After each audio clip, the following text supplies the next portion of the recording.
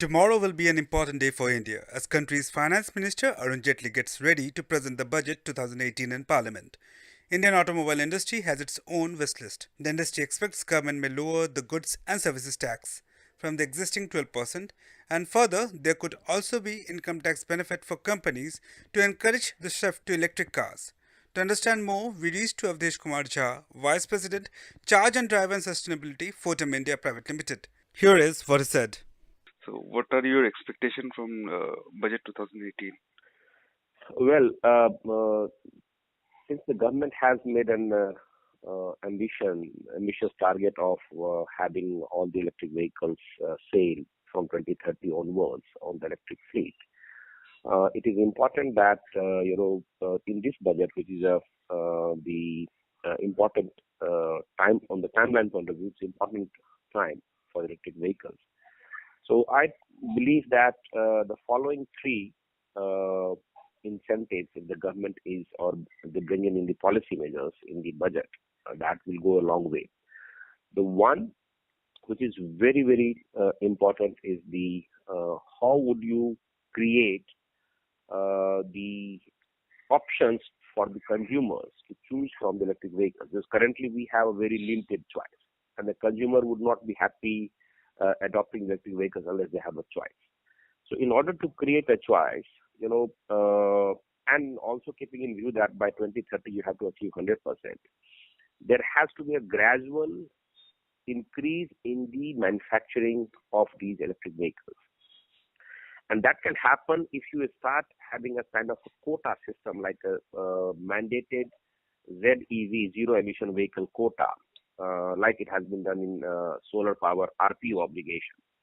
As you know, the RPO has been instrumental in creating competitions in the electricity sector, the solar sector, and that has pushed and that has given a leeway to the distribution company, and it has brought down the prices of the solar. And that way we have increased, from 100 megawatt to 20 gigawatt as of now in less than 4 years' time. Similarly, if you start a quota of, let's say, 7%, 5%, 4% from every manufacturer, because every manufacturer is available in this electric vehicle globally. So if they start from 5% quota from this year, and then gradually they ramp it up, and by 2030, so that they are also fully prepared to be 100% manufacturing electric vehicle, and accordingly the ancillary systems or the ecosystem will also gradually evolve. It cannot happen that suddenly you will be going from 0 to 100%. So that's one which I expect that in budget, if the government gives the indications or brings some kind of policy measures that each manufacturer has to produce a certain percentage of their existing IC quota to the electric vehicle quota. That's one.